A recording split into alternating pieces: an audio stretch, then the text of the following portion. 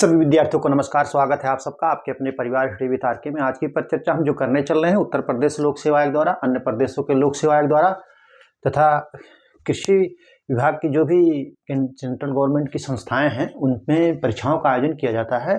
तो कृषि विज्ञान की शाखा एक है एंटोमोलॉजी, जिसको हम हिंदी में कीट विज्ञान कहते हैं। उससे संबंधित जो भी क्वेश्चन पूछे गए हैं उनमें से मैं 20 से 25 क्वेश्चन आपको सॉल्व कराऊंगा और आपको इससे अंदाजा होगा क्वेश्चन किस टाइप का आते हैं, कैसे घुमा फिरा करके आते हैं, कहाँ से आते हैं, कितनी बार पूछे गए हैं, कौन सा क्वेश्चन जो है बार बार पूछा जा रहा है और क्या पढ़ना है क्या छोड़ना है, इसका आपको अच्छी तरीके से जानकारी हो जाएगी। तो आप मेरे साथ परिचर्चा में अंत तक बने रहें। प्रश्न नंबर 1 प्रश्न नंबर 1 कह रहा है, एक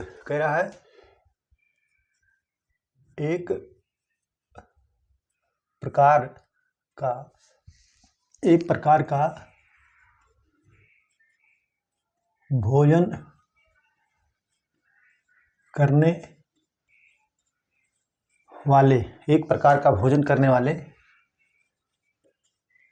कीट क्या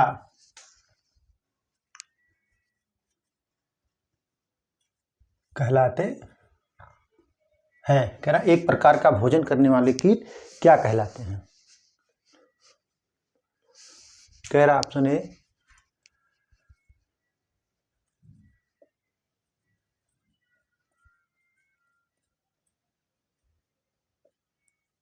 एंटोमोलॉजी,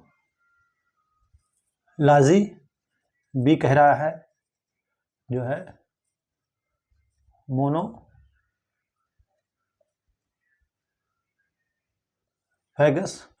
सी कह रहा है पॉलीफैगस और डी कह रहा है इनमें से कोई नहीं। क्या कह रहा है? इनमें से कोई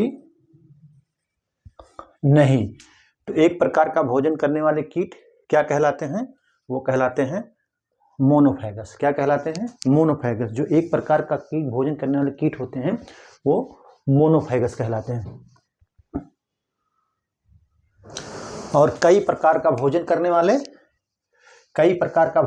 वाले जो है क्या पॉलीफेगस कहलाते हैं। क्या कहलाते हैं? पॉलीफेगस कहलाते हैं। कई प्रकार का भोजन करने वाले या उनका उपयोग करने वाले क्या कहलाते हैं? तो वो पॉलीफेगस कहलाते हैं। मोनोफैगस और पॉलीफेगस आप समझ गए होंगे किस कीट को कहते हैं। ठीक है, आप इसको नोट कर लीजिए। ठीक है,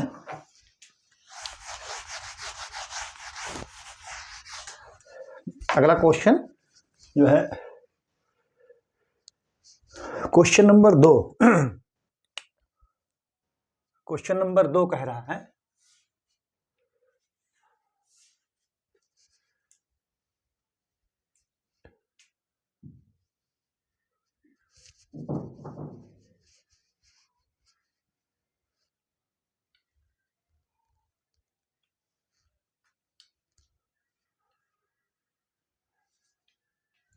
रेशम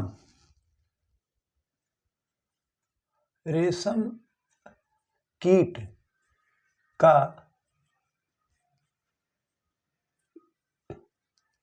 जीवन चक्र। क्या कह रहा है? रेशम कीट के जीवन चक्र में कितने चरण होते हैं?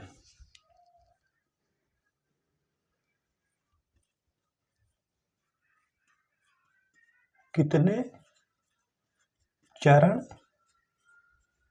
होते हैं? रेशम कीट के जीवन चक्र में कितने चरण होते हैं? ऑप्शन ए 2, बी 4, सी 3 और डी कह रहा है 5। तो रेशम कीट के जीवन में कितने चरण होते हैं? 4 चरण होते हैं। कितने चरण होते हैं? 4 चरण होते हैं। आप इसको नोट कर लीजिए। ठीक है, कह रहा है अंडा, लार्वा, प्यूपा और जो है वयस्क जो है ना। देखिए ये यहाँ आएगा, फिर अंडा देंगी, अंडे से लार्वा होता है, लार्वा से प्यूपा बनता है, प्यूपा से वयस्क। तो ये जो है 4 चरण होते हैं। ठीक है, आप इसको नोट कर लीजिए अच्छी तरीके से, जो है आपको याद हो जाएगा तो अच्छा रहेगा। पूछा जाता है ये क्वेश्चन। ठीक है,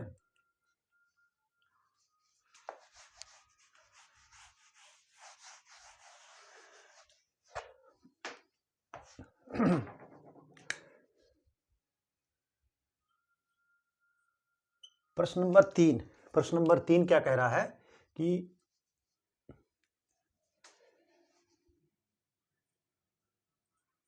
निम्नलिखित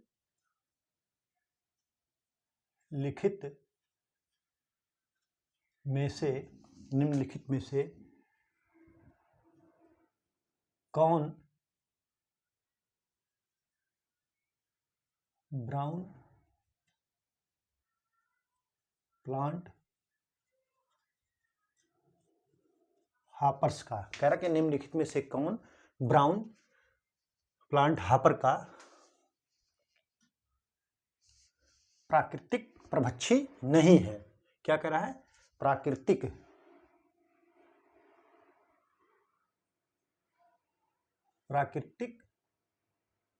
परभक्षी नहीं है। निम्नलिखित में से कौन ब्राउन प्लांट हापर्स का प्राकृतिक परभक्षी नहीं है? ऑप्शन ए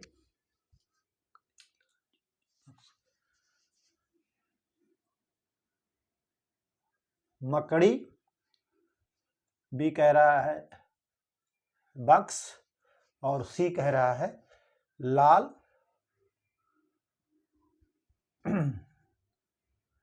चींटी, और डी कह रहा है इनमें से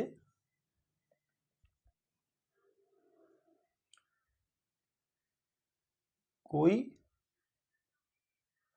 नहीं। तो निम्नलिखित में से कौन ब्राउन प्लांट हापर्स का प्राकृतिक परभक्षी नहीं है? तो कौन नहीं है? लाल चींटी नहीं है। कौन नहीं है? लाल चींटी नहीं है। ठीक है,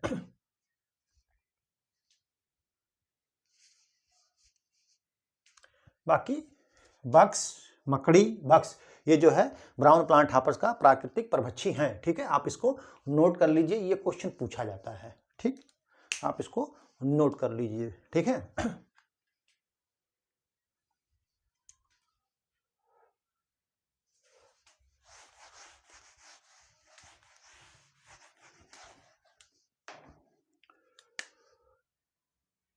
क्वेश्चन नंबर 4,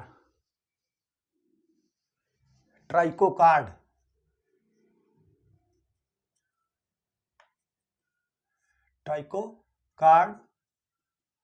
किस कीट के नियंत्रण हेतु प्रभावी है? कह रहा ट्राइकोकार्ड किस कीट के नियंत्रण हेतु प्रभावी है? ठीक है, तो ऑप्शन ए कटवार, आलू, तंबाकू, इन सब में लगता है। कटवार में हो गया, और जो है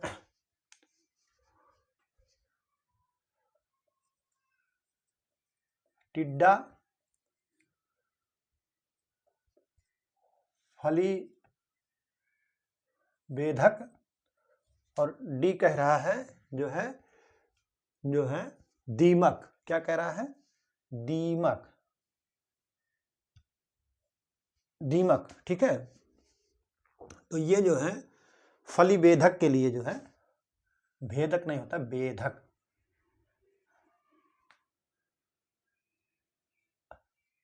फली बेधक। ठीक है, तो ये जो है ट्राइकोकार्ड जो है फली बेधक के नियंत्रण हेतु प्रभावी होता है। ठीक है,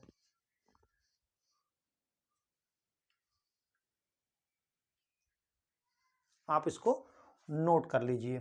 एक देखिए फेरोमोन ट्रैप होता है, उसमें पूछ लेता है कभी कभी कि वो किसको आकर्षित करता है, किसको कैप्चर करता है? तो नर को करता है, ना कि मादा को। किसको?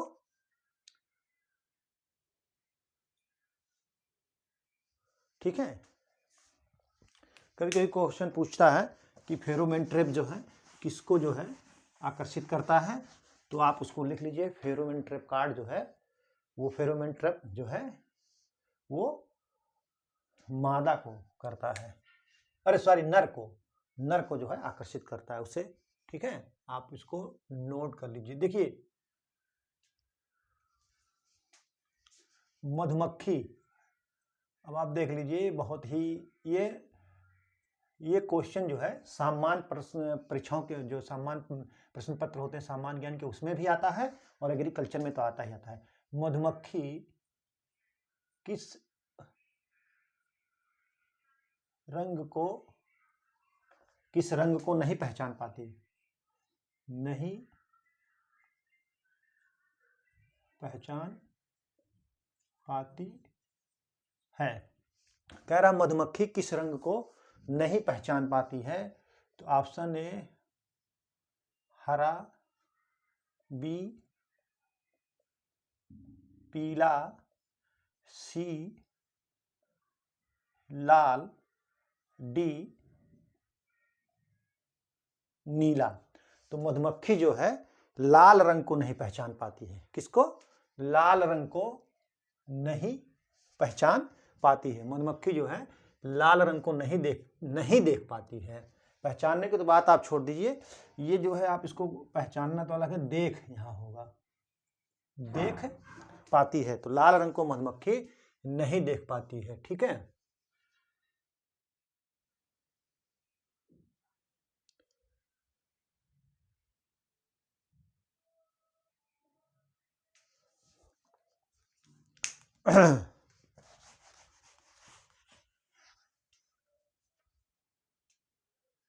Question number 6। क्वेश्चन नंबर 6 क्या कह रहा है? क्वेश्चन नंबर 6 कह रहा है कि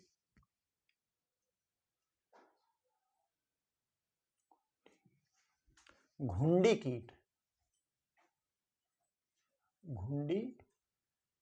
कीट जिसको जो है सूट गाल साइला इंग्लिश में कहते हैं, सूट गाल गाइला किस फसल का प्रमुख कीट है? किस फसल का प्रमुख कीट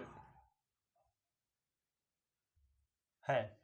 घुंडी कीटनी सूटगाल गाइला जो है, सूटगाल गाइला किस फसल का प्रमुख कीट है? कह रहा है सेब, और बी कह रहा है प्याज, और सी कह रहा है आम, और डी कह रहा है गन्ना। क्या कह रहा है? गन्ना। तो सूट गाल जो है ये किसका है? आम का है। किसका है? आम का जो है ये कीट जो है आम का है। ठीक है, किसका है? सूट घुंडी कीट आम की फसल का प्रमुख कीट है। और मैं जो है इसका जो है आम का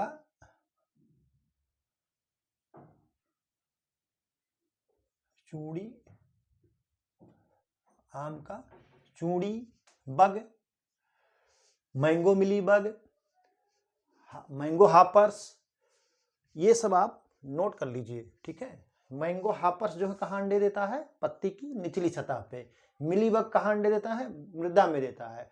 और जो टिड्डा कहाँ देता है? ग्रास हापर्स, वो भी मृदा में अंडा देता है। और जो है जो मूंगफली में वो लगता है, क्या कहते हैं, श्वेत गिडार यानी व्हाइट गर, वो भी मृदा में अंडे देता है। ये तीन जो है मृदा में अंडे देते हैं। कौन कौन? मैंगो मिलीबग, और जो है श्वेत गिडार, और टिड्डा। ठीक है, आप इसको नोट करते चलिएगा। ठीक है,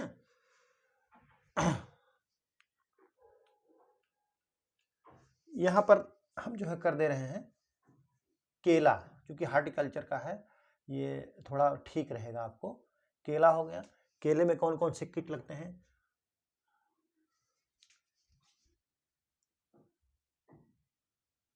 राइजोम बीबल क्या है, राइजोम जो है, राइजोम बीबल, और जो है एफिड्स। देखिए एफिड्स कभी कभी पूछ लेता है, एफिड्स किसमें, केला में। और जो है यहाँ जो है हम लिख दे रहे हैं बुली एफिड्स, तो सेब का ही ये है, अनार में छाल खाने वाला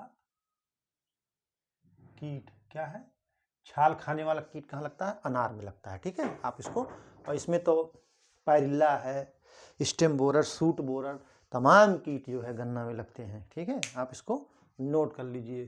ठीक,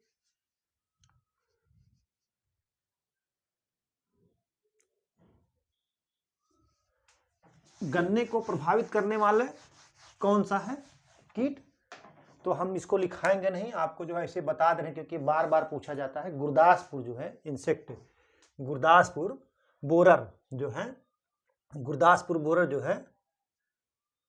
जो है गन्ने को हानि पहुंचाता है। ठीक है, ये गन्ने का कीट है। ठीक है, आप उसको नोट कर लीजिए भैया।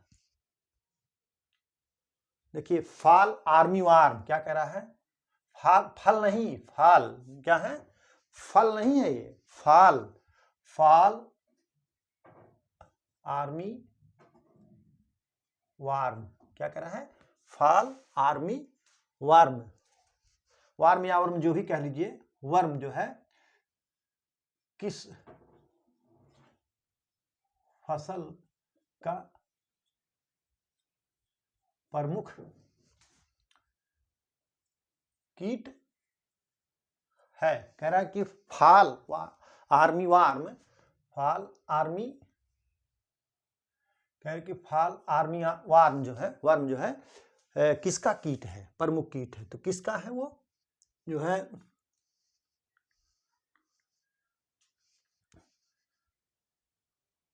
धान, बी कह रहा है कपास, सी मक्का, धान कपास मक्का, और डी कह रहा है गन्ना। तो फाल आर्मी वार्म किसका है, मक्के का प्रमुख कीट है। किसका कीट है, मक्के का, मक्के की फसल का प्रमुख कीट है। ठीक है, इस धान का कौन सा है, गंधी बग है, प्लांट हापर्स है, गंधी बग, प्लांट हापर्स, राइस जैसिड, ये जो है धान के हैं। कपास में पिंक जो है, पिंक वाल वार्म, स्पॉटेड वाल वार्म, अमेरिकन वाल वार्म, वाल वार्म, इसमें क्या है, पिंक वाल वार्म, स्पॉटेड वाल वार्म, अमेरिकन वाल वार्म। ठीक है, गन्ना में जो है पायरिल्ला हो गया, गुरदासपुर बोरर हो गया, टॉप बोरर हो गया, और जो है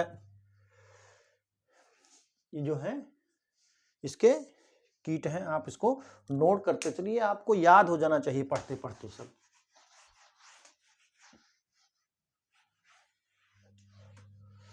अगला question, question number 8, question number 8 कह रहा है इनमें से कौन सा लाभदायक कीट है,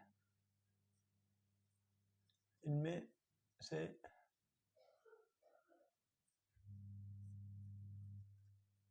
से कौन सा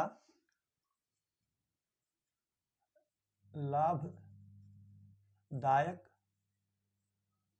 कीट है। कह रहे कि इनमें से कौन सा लाभदायक कीट है। ऑप्शन ए कह रहा है टिड्डा,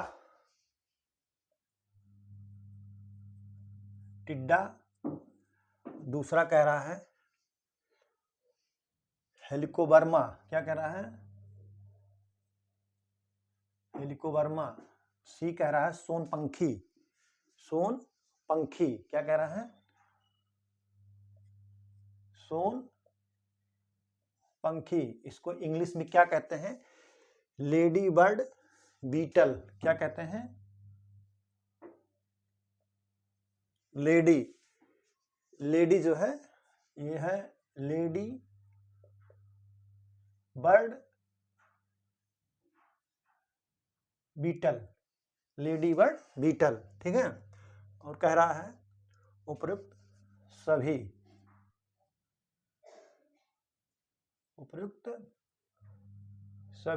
तो कौन लाभदायक कीट है? सोनपंखी जो है यानी लेडी बर्ड बीटल जो है लाभदायक कीट है। लेडी बर्ड बीटल जो है लाभदायक कीट है, बाकी सब जो है हमारी फसल को नुकसान करते हैं। क्या करते हैं? ये जो है इस हेलिकवर आर्मीजेरा जो है चने का जो है पॉड बोरर कीट है, ये आप इसको नोट कर लीजिए, ठीक है।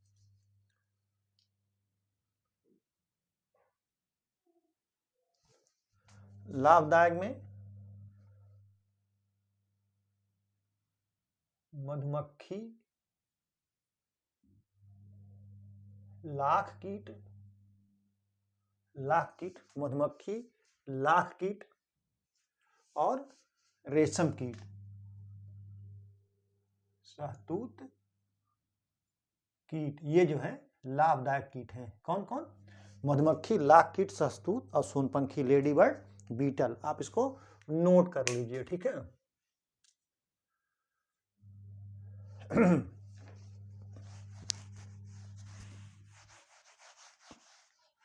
क्वेश्चन नंबर 9,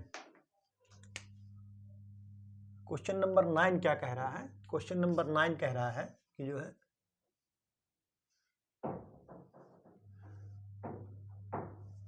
तितली का लार्वा क्या कहलाता है?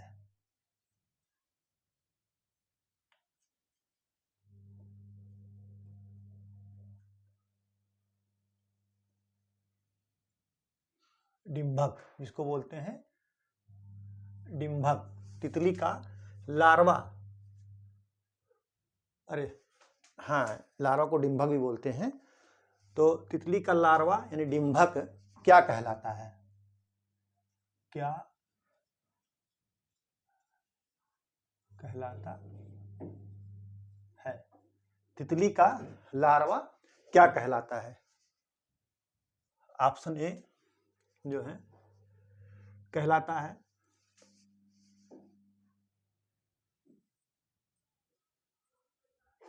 मैगट, बी जो है कैटरपिलर, यानी इसी को सूंडी बोलते हैं, जान लीजिए। कैटरपिलर,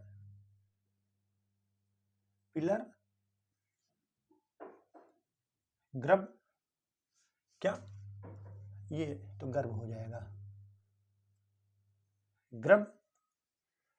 और ये कह रहा है डी वेस्ट, तो कैटरपिलर कहलाता है। तितली का जो लार्वा है वो क्या कहलाता है? कैटरपिलर कहलाता है। और कैटरपिलर को हिंदी में क्या कहते हैं? सूंडी, ठीक है।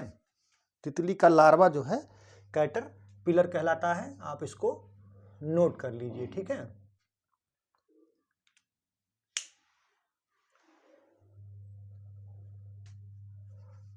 अब मैं आपको जो है कुछ कीड़ों का जो नुकसान पहुंचाते हैं वो किस अवस्था पे नुकसान पहुंचाते हैं उसका आपको जो है मैं लिख दे रहा हूं यहां।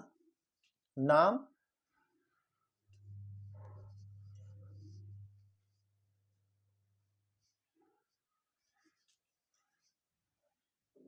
दसवां कीट यानी इंसेक्ट, कीट जो है इनका हानिकारक चरण क्या होता है आप इसको जान लीजिए। हानिकारक चरण, हानिकारक कीट का हानिकारक चरण क्या है? कौन सा कीट है? आप नोट करिए। जो है एफिड, एफिड हो गया, और सफेद मक्खी, सफेद मक्खी, और जो है गंधी बग, ये गंधी बग का बहुत पूछता है, गंधी बग। तो ये इनका हानिकारक चरण क्या है? निम्फ तथा एडल्ट यानी वयस्क, निम्फ तथा वयस्क। दूसरा बी कह रहा है कौन सा कीट जो है? माथ तितली, तितली,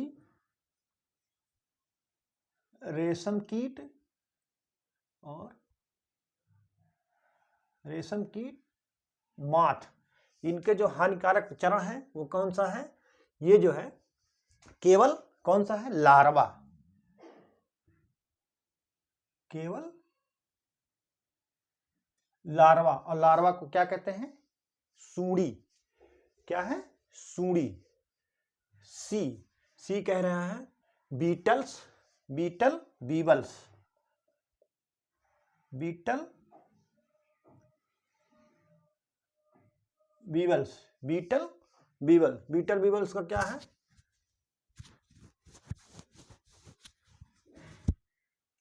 ग्रब, ग्रब।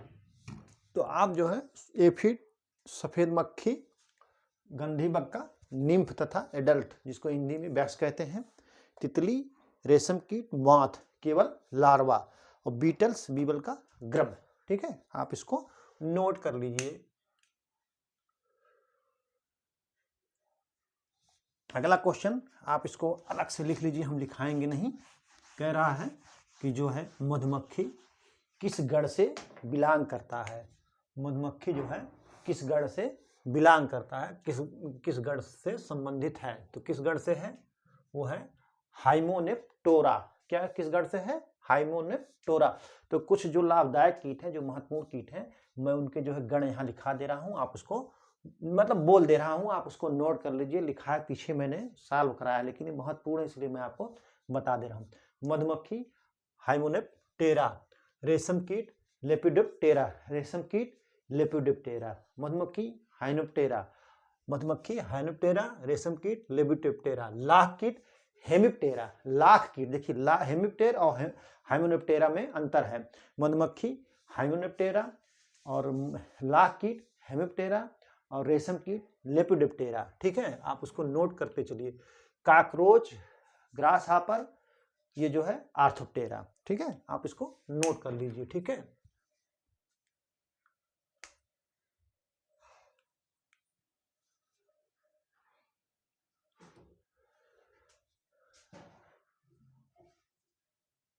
विश्व में सबसे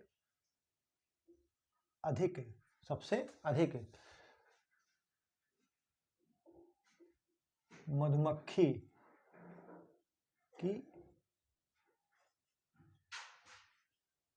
कौन सी प्रजाति पाई जाती है, जिसका व्यावसायिक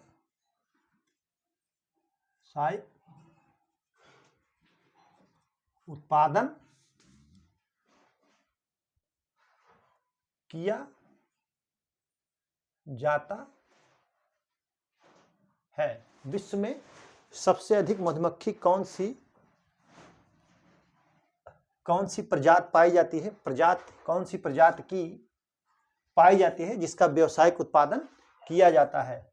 ऑप्शन ए क्या कह रहा है? Apis Serena, Apis Serena. और बी क्या कह रहा है? जो है एपिस फ्लोरिया, एपिस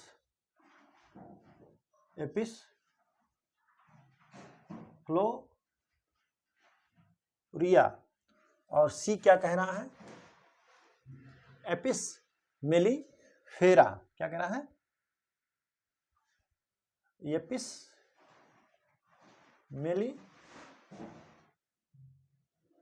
फेरा, Apis Serena, Apis फ्लोरिया, Apis mellifera. और डी कह रहा है एपिस डार्सेटा। क्या कह रहा है डी? डी जो है एपिस डार्सेटा। तो कह रहा विश्व में सबसे अधिक मधुमक्खी की कौन सी प्रजाति है जिसका व्यावसायिक उत्पादन किया जाता है? ठीक है, व्यावसायिक उत्पादन या पालन, तो वो जो है एपिस मोलिफेरा। आपका ऑप्शन सी सही है। एपिस मोलिफेरा जो है, मेलिफेरा जो है, इसका क्या कहता है, इसको जो है यूरोपियन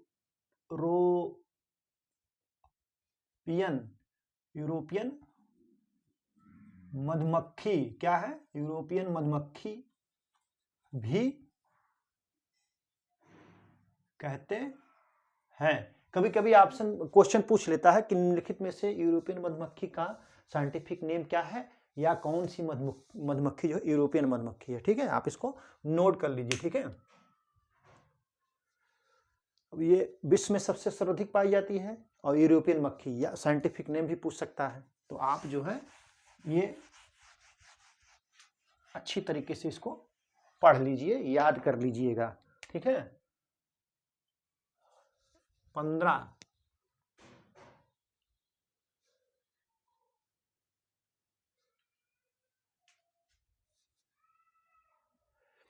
फाइलोडी एक रोग पाया जाता है, किसमें पाया जाता है? तिल में। तिल में जो है फाइलोडी एक रोग पाया जाता है। तो फाइलोडी रोग का वाहक कौन है? जैसिड है। कौन सा है? जैसिड। जैसिड जो है फाइलोडी रोग जो है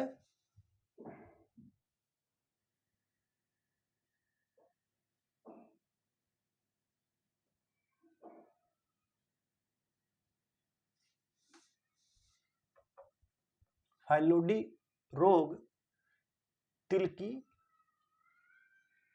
फसल का है, जिसका वाहक जैसिड होता है। आप इसको नोट कर लीजिए, बहुत ही महत्वपूर्ण क्वेश्चन है ये। क्वेश्चन बहुत ही महत्वपूर्ण है। ठीक है, फाइलोडी रोग तिल का रोग, तिल की फसल का रोग है जिसका वाहक जैसिड है। ठीक है, अगला क्वेश्चन,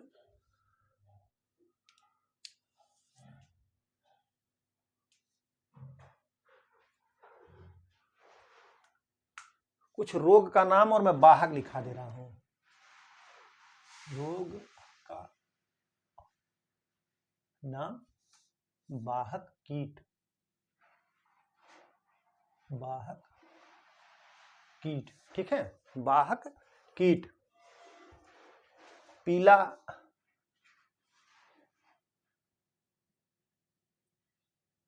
सीरा मोजैक, इसका तो आप जानते ही होंगे। सफेद मक्खी, सफेद मक्खी। और लीफ कर्ल चिल्ली रोग,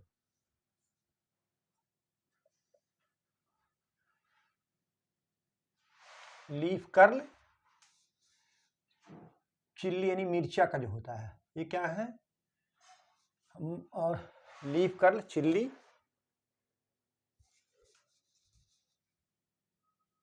रोग में का वाहक थ्रिप्स। और तीसरा जो है केला मोजैक,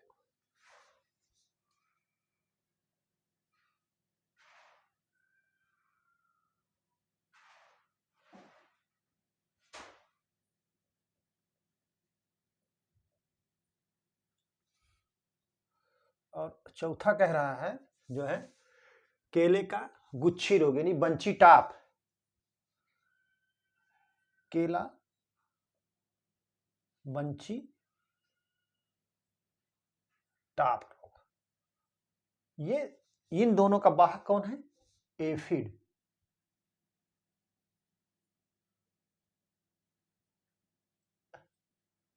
जिसको हम हिंदी में माहू कहते हैं।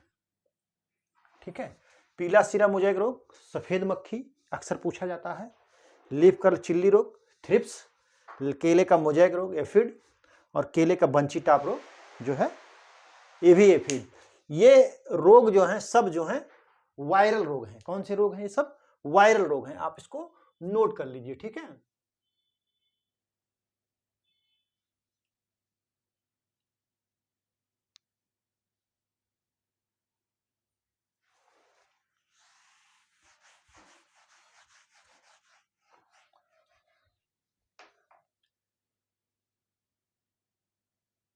देखिए, एक देश से दूसरे देश को रोग हो या कीट हो आने को रोका जाता है। उसको बिना चेक किए कोई भी हम निर्यात करते हैं तो कोई चीज़ बिना चेक किए जाती नहीं है। खाद्य पदार्थ खास करके कि इसमें कोई कीट है या रोग है, पैथोजन है, क्या है, तो उसको हम क्या कहते हैं? उसको कहते हैं क्वारंटाइन। क्या कहते हैं? क्वारंटाइन। पौध संग रोधन, जिसको हिंदी में कहते हैं पौध संग जो है रोध। क्वारंटाइन होता है। आप क्वारंटाइन आप समझ गए होंगे, इसको लिखाने की जरूरत नहीं है कि क्वारंटाइन होता क्या है, ठीक है।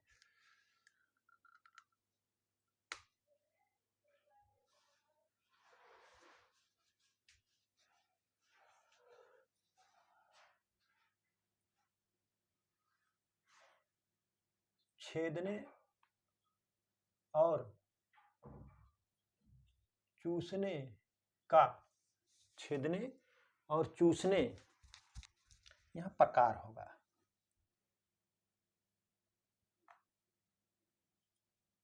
प्रकार के मुखांग किस कीट में पाया जाता है? किस में पाया जाता है? जो मतलब छेद करे, पहले डाले और चूसे, तो ये जो है आपका पाया जाता है किसमें?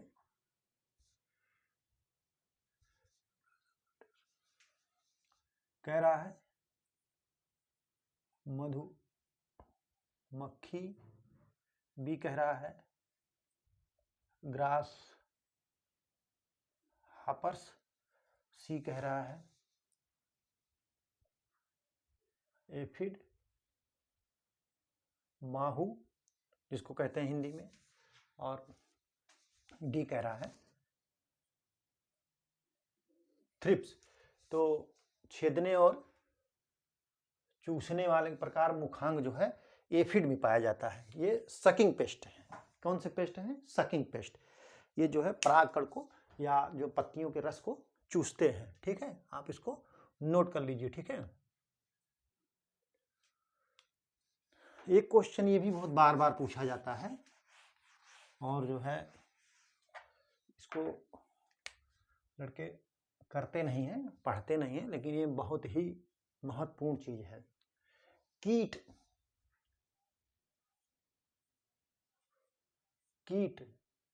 का उत्सर्जी, कीट का उत्सर्जी अंग क्या कहलाता है? कह रहा कीट का उत्सर्जी अंग क्या कहलाता है?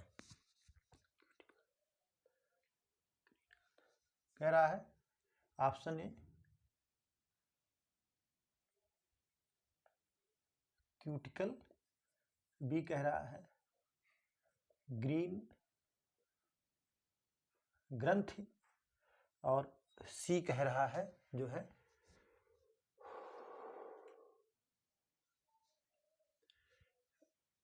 बसा शरीर,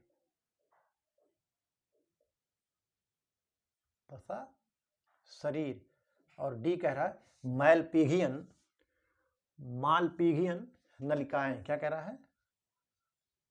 मैल पीघियन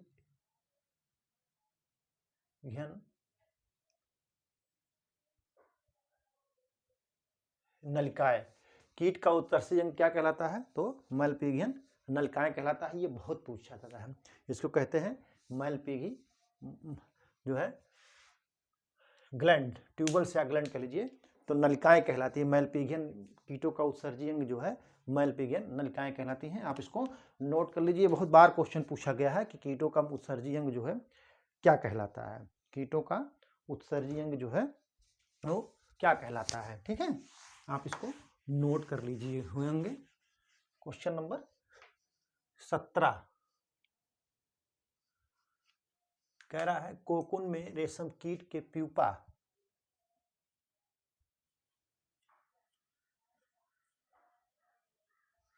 कोकुन में रेशम कीट के प्यूपा को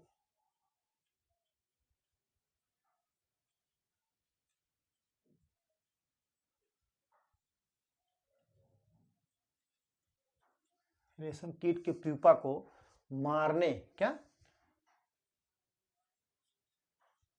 मारने, कोकुन में रेशम कीट के प्यूपा को मारने को क्या कहा जाता है? मारने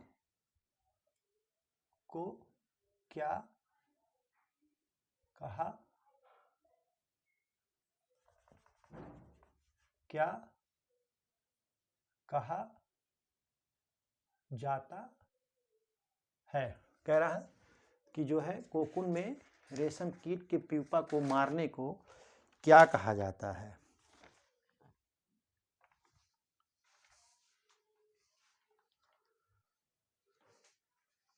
प्यूपा को मारने को क्या कहा जाता है, उसको जो है ऑप्शन ए स्टफलिंग,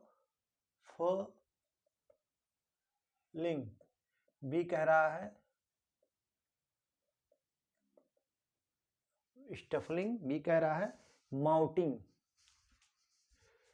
सी कह रहा है क्यूरिंग, सी कह रहा है क्यूरिंग, और डी कह रहा है रीलिंग। क्या कह रहा है? डी जो है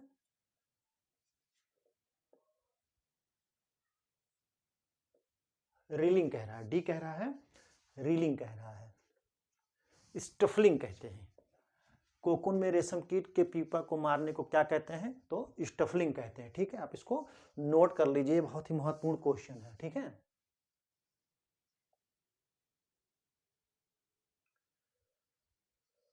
ठीक, आप इसको नोट कर लीजिए, फिर मैं जो है आगे आपको और क्वेश्चन बताता हूं, ठीक।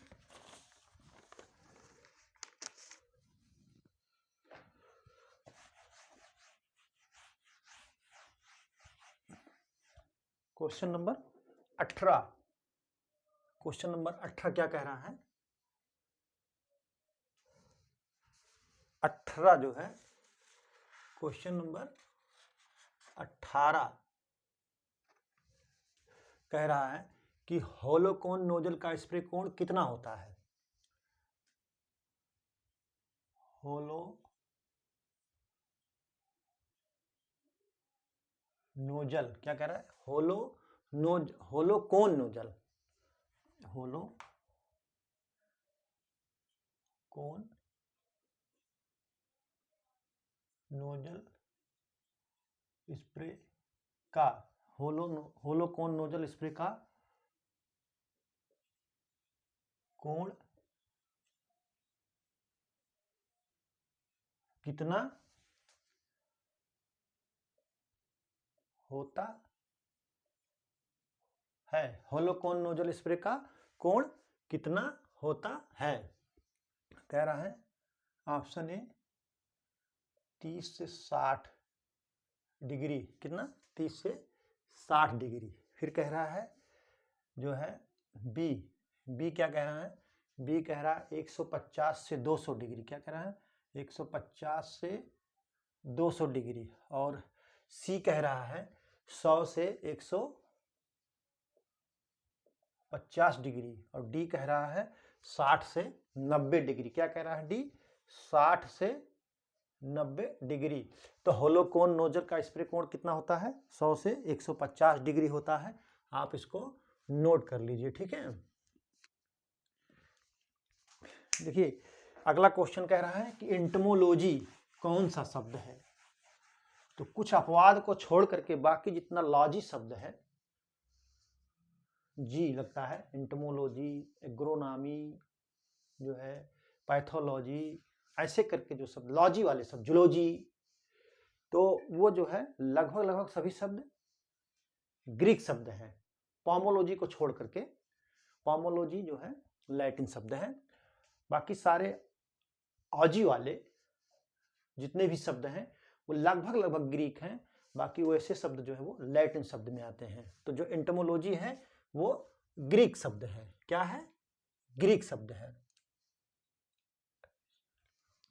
अभी एक क्वेश्चन मैंने सॉल्व कराया मधुमक्खी के बारे में, तो ये क्वेश्चन पूछ रहा है कि यूरोपियन मधुमक्खी का साइंटिफिक नेम क्या है। तो यूरोपियन मधुमक्खी का ये मैंने आपको बताया एपिस मेलिफेरा, ठीक है, आप उसको नोट कर लीजिए, ठीक है। कह रहे कि रॉयल जेली का उत्पाद किससे होता है? रॉयल जेली का उत्पादन किससे होता है? कह रहे कि रॉयल जेली का उत्पादन जो है वो किससे होता है? तो रॉयल जेली का उत्पादन जो है, ऑप्शन ए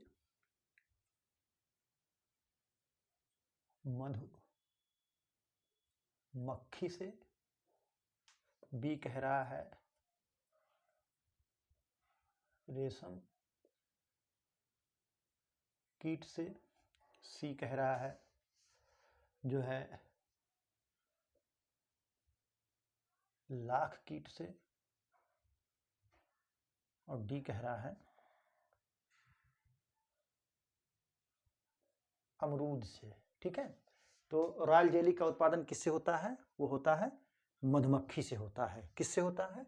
मधुमक्खी से होता है, ठीक है। आप इसको नोट करिए कि रॉयल जेली का उत्पादन जो है किससे होता है। तो रॉयल जेली का जो उत्पादन होता है वो मधुमक्खी से ही होता है, ठीक है।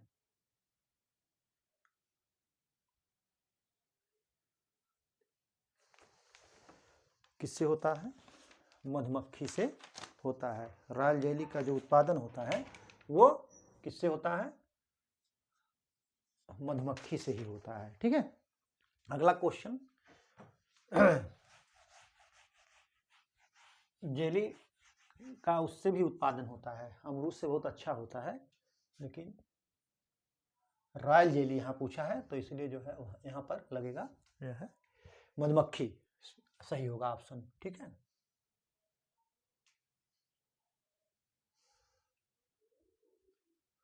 अगला क्वेश्चन बहुत बार पूछा गया है, हमने बहुत इसको समझाया है, आपको बताया है कि फल वेधक और तना वेधक किसमें लगता है। तो फल वेधक और तना वेधक, बैगन एक ऐसी फसल है जिसमें फल वेधक और तना वेधक दोनों कीट लगते हैं। स्टेम बोरर और फ्रूट बोरर किसमें लगते हैं? सर्वाधिक जो हानि पहुंचाते हैं किसमें? बैगन में। बैगन में फ्रूट बोरर और स्टेम बोरर जो है सर्वाधिक हानि पहुंचाते हैं। ये कैसी फसल है? बैगन की फसल, ठीक है। आप उसको लिख लीजिए अलग से पन्ने पर, ठीक है।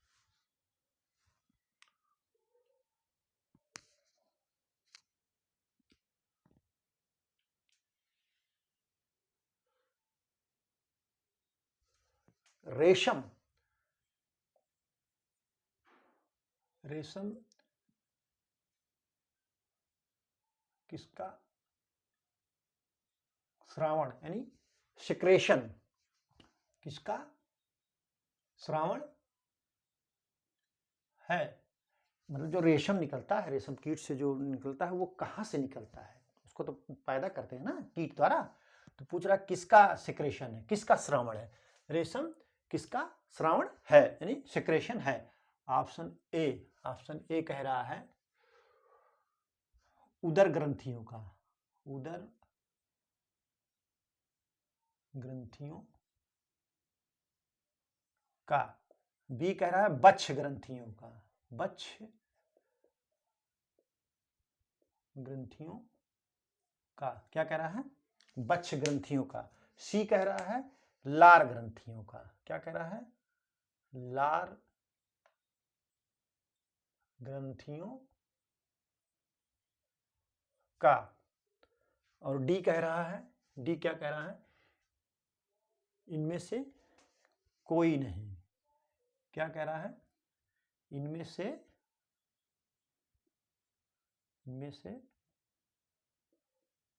कोई नहीं। तो रेशम किसका है, लार ग्रंथियों का है श्रावण। रेशम लार ग्रंथियों का श्रावण है, आप इसको नोट कर लीजिए, ठीक है।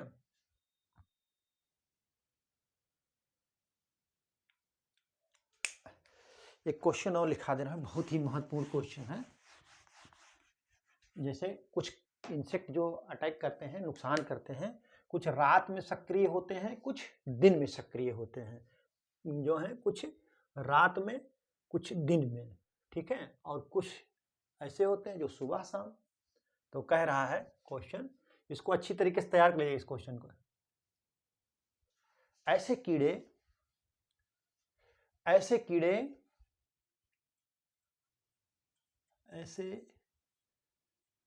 कीड़े जो दिन में, क्या कह रहा है, ऐसे कीड़े जो दिन में सक्रिय होते हैं, ऐसे कीड़े जो दिन में सक्रिय होते हैं, क्या कहलाते हैं? ऐसे कीड़े जो दिन में सक्रिय होते हैं वो क्या कहलाते हैं? ऑप्शन ए रात्रिक। अब आपको लग रहा है रात्रिक, तो नहीं होगा, तो रात्रिक।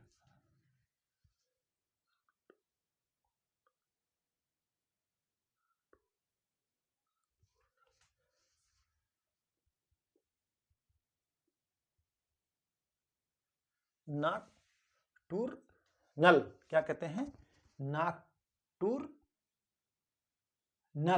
ये इंग्लिश में हो जाएगा, आप इंग्लिश भी जान, रात्रिक तो आप समझ गए उनकी, रात्रिक में नहीं होगा, हो सकता है इंग्लिश में ही पूछ ले। बी कह रहा है प्रातःकालीन। देखिए इसमें आप कंफ्यूज हो सकते हैं, प्रातः कालीन इंग्लिश में क्या कहते हैं इसको, इंग्लिश में इसको कहते हैं मॉटिनल। क्या कहते हैं, मॉटिनल,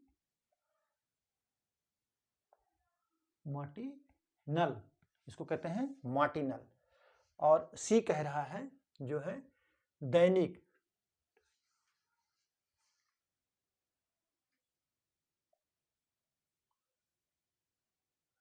दैनिक जिसको इंग्लिश में कहते हैं डायूर्नल। क्या कहते हैं, डायूर्नल,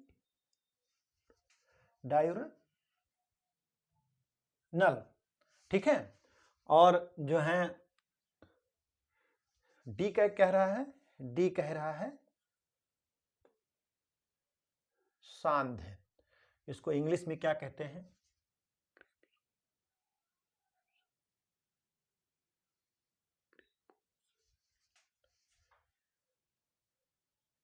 क्रेपुस। क्या कह रहा है, क्रेपुस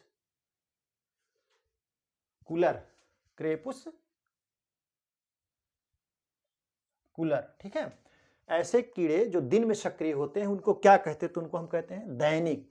ये क्या है, डायurnal कहते हैं, ठीक है, डायurnal कहते हैं।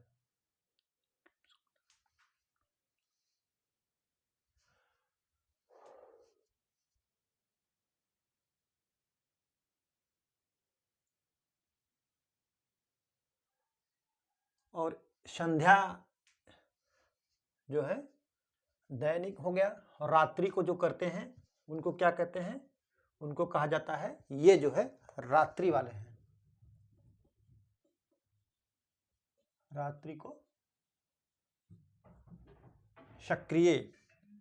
और ये जो है क्या है, सांध्या, शाम को होते हैं। इनको इंग्लिश हिंदी इसके ऐसे लिख दे रहा हूं, क्रिप्स कूलर, ये शाम सुबह भी आ जाएगा तब भी आप कर दीजिएगा, चलेगा ये, ठीक है। क्रिप्स क्रिप्स कूलर, ठीक है, आप इसको नोट कर लीजिए, ठीक है। ये जो है शाम को करते हैं, शाम को, ये रात्रि, ये सुबह, ये दैनिक दिन में, और जो है ये शाम को, ठीक। आप इसको नोट कर लीजिए, पूछ लेता है कभी कभी, हो सकता है ये ना पूछ करके यही लिख दे, तो आप इसको भी पढ़ लीजिए, याद कर लीजिएगा, ठीक है।